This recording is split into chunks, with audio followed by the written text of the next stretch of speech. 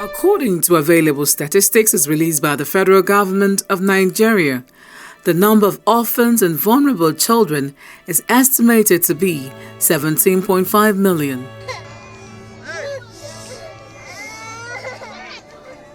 Out of this number, 7.3 million were rendered orphans by HIV/AIDS, especially in states with high prevalence like Rivers and Akwa Ibom states.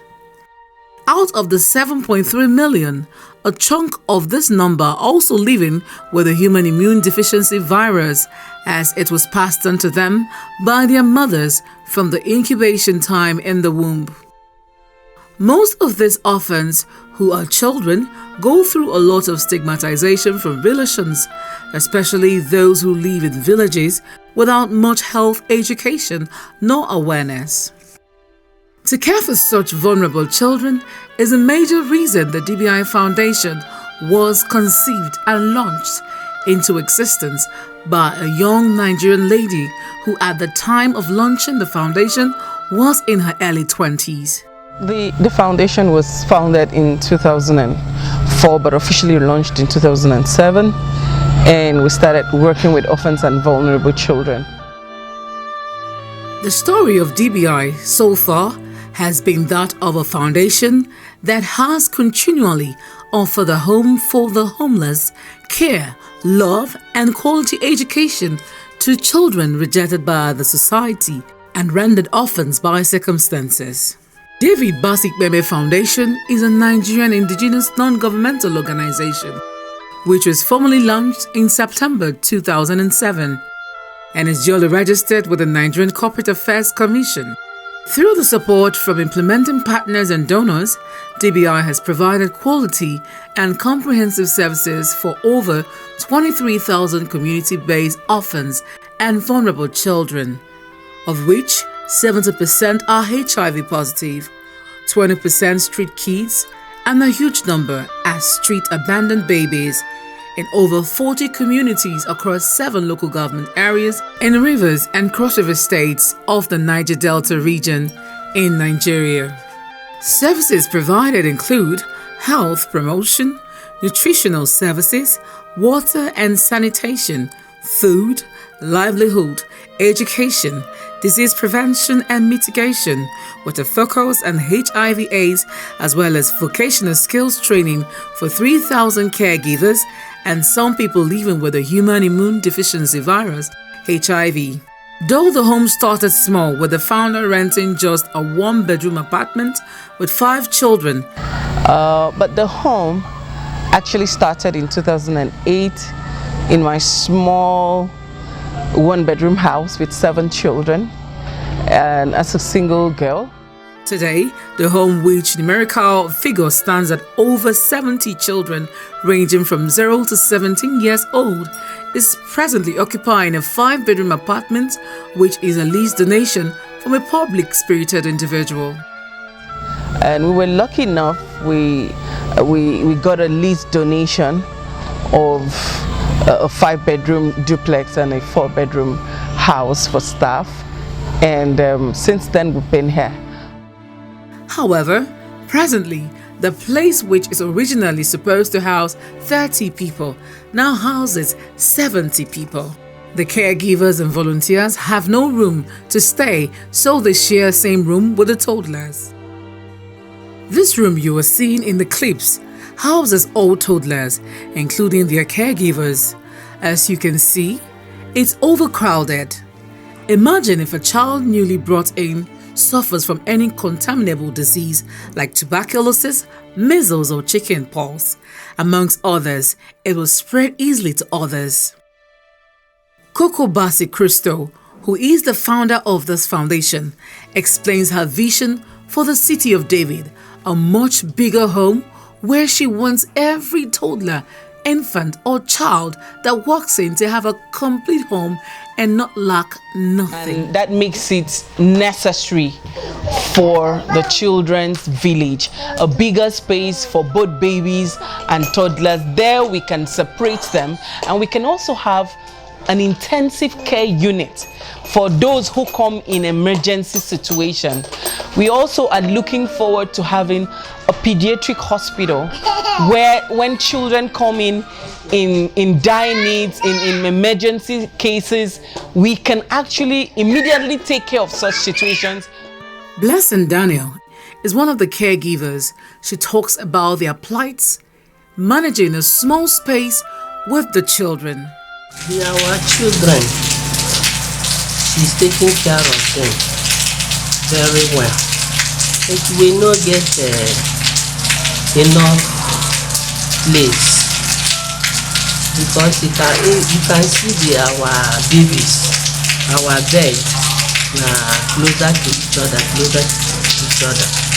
Sometimes some of them they no go dey well, but due to the place no dey enough for us, we dey manage dey stay for that place. Sometimes, as you see, for midnight, some or one, we go call our mommy say, come on, fever, cough, headache, she go run pata to hospital Omega. So na the things wey they see. Koko emphasized that most times kids abandoned on the street who are found and brought to DBI home most times are ill, especially babies who have HIV and have been abandoned without medication. Well, as you can see, where I am at this point is the babies unit, just one room. And in this room we have the babies and the toddlers. As you can see, we don't have a special room for those who come in intensive care. We also do not have an isolation room, just in case a baby come in with cough, TB, or even babies who are living with HIV. We could isolate if there is a need to isolate before reintegration. So everybody is here. The nannies are here as well, caring for the children. It's a large crowd in here for all the children and babies, no matter the age, and that makes it necessary for the children's village. She explains that there is a need for a special room or unit where any child brought in a critical condition or that is a threat to others in terms of contaminable diseases should be kept aside until such a time when treatment is completed and the child can join the other children without posing any threat. Also on quality health care, most times the children brought to DBI are seriously sick because of the abandonment. An emergency situation is usually the case, and most babies die in the process of trying to rush them to the hospital. DBI does not have a medical facility at the moment, not even a standard sick bay. Sometimes there could be a medical challenge or emergency from any of the children, and we all know the children are more vulnerable to take ill. This is Omega Pediatric Hospital, located on Arthur George Road, Port Harcourt. This hospital is usually where most of the DBI children come for medication. Even in the emergency cases, it is still the same hospital that all the emergency cases from DBI are brought to. The Chief Medical Director of Omega Pediatric Hospital explains more to us on how it has been handling multiple and regular health emergencies cases coming from DBI Foundation. My name is Dr. EKOKU. I'm the Medical Director of Omega Clinic for Children. I've been practicing for many years, and in the course of our practice, we got to know her and the children's home. And we have a relationship in the sense that we have an arrangement where they bring their patients to us and we examine, start treatment. He throws more light on why DBI Center is in critical need for a comprehensive medical center. Considering the volume of cases that come to us, and also the time at which they come, there will be a need to have a center there. where you can have a doctor, who will be resident and be able to offer these services. Adding that, they had lost some babies due to late arrival to hospital and dealing with some of the emergencies. This is one of the child living with HIV/AIDS. She was brought to the home 3 years ago. She explains her ordeal trying to get to the hospital where she gets her monthly retroviral drugs. It is quite a distance. Sometimes she has to miss school, stay hours without eating. It takes her 2 hours to get to her destination and a whole day to wait for her drugs. Since I came to DBI Foundation, they took care of me very good and I've been healthy. I've been taking my drugs every day. Going to the hospital out there, it takes me a long hours before I get there and some hours before I see the doctors and some hours before I take my drugs, some hours to do the test. And sometimes I get hungry when I'm there, and sometimes to get back home is a lot of stress.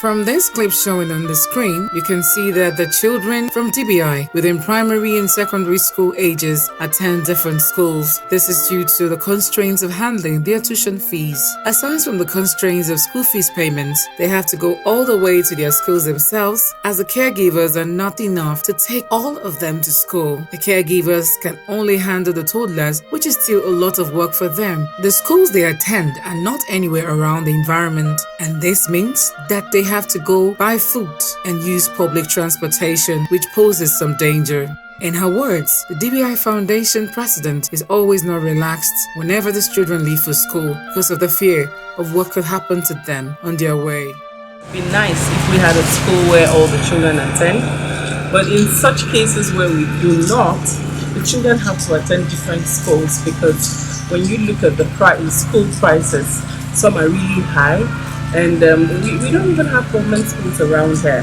So we need to put them in schools where we are comfortable in. And you can see the kids are wearing different uniforms in the background. That shows that the secondary go to a different school, the primary go to a different school, the nursery also go to a different school. But it would actually be our joy if we have the school within the home that would reduce the cases of child theft, kidnapping, trafficking, having to cross the roads without zebra signs, risking accidents, and all the evils that come to children for going to school. We don't even have a school bus. We've been applying and asking for public spirited people to help us with a school bus, but we've not really had it.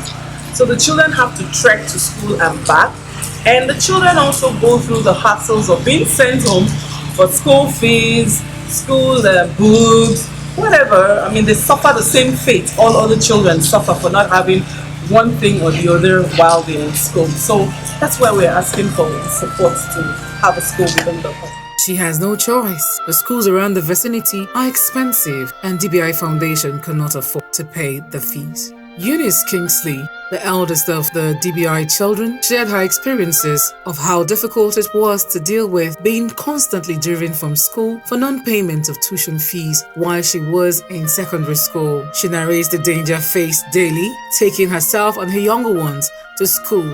Going to school outside the home was actually a challenge because crossing the road and there was no vehicle for us to go to school.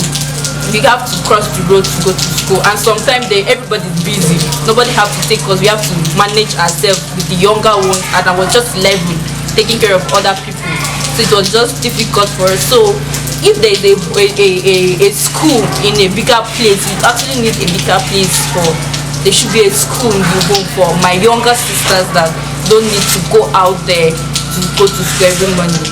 The solution to this would be to have a school included in the city of David, at least from nursery, primary, secondary schools, which DBI's children can attend without stress nor financial worries. DBI school will also be available for children around the area whose parents can afford to pay tuition fees. These tuition fees collected from non-DBI kids can help fund the running of the school so the less privileged children can attend for free. The school would also be open to orphans around the vicinity who also cannot afford education. These children are supposed to learn skills as well that can make them self-reliant and be productive. As a way of empowering them, there is need for a center of this type to have a skills acquisition center where at least the younger children who are from the ages of 10 to 18 can get a skill before they turn 18 and be matured enough to leave the home. This is the oldest amongst the DBI children. She explains the need for a skills and agricultural center, as at current, it does not exist. Or if there was a skill acquisition center for the home, I would be able to make dresses and sell online, or take it to school and sell to my friends in the hostel and make some money.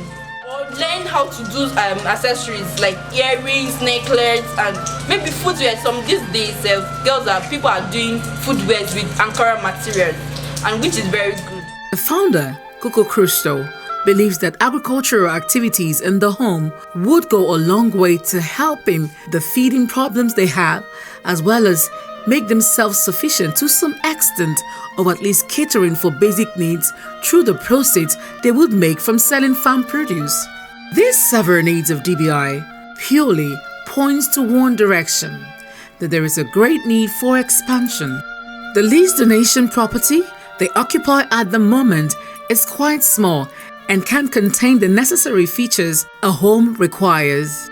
The vision and dreams of the foundation is for a safe haven called the City of David, where every homeless child who comes in would not lack the necessary facilities to make life comfortable. The City of David is going to be the first of its kind in Niger Delta, and that's going to bring a lot of people are going to key into it. So we really need help. We need help right now. We need this expansion. We need to go to a bigger site. We need more children to be reached. We need more out of school children in school. We need to reduce morbidity and mortality rate of orphans and vulnerable children. We need to care for more children living with HIV. We need space. We need a place where young people can thrive, and that can only happen at the City of David. The home also requires sports facilities where children can harness their talents in sports, football, badminton, lawn tennis, as there are people who have grown to be world-class players of these games and are making a living from them. Think about this for a minute. 17.8 million children are orphans in Nigeria. Out of this number, 7.3 million of them were rendered orphans by the HIV/AIDS disease. Imagine how many of these children from the number given are living with the virus and abandoned by family members. The City of David is proposed to sit on 3 acres of land in a cozy environment in Cross River State, a 45 minutes drive away from Calabar. Joining hands with DBI to actualize the City of David would be recreating the dreams of these children whose dreams look very shattered by circumstances of life. Let's join hands to put smiles on their faces. Let's join hands to create a safe haven for children in the Niger Delta region. DBI Foundation. If we do not care, they will perish. Because if not now, when? If not you, who? Thank you.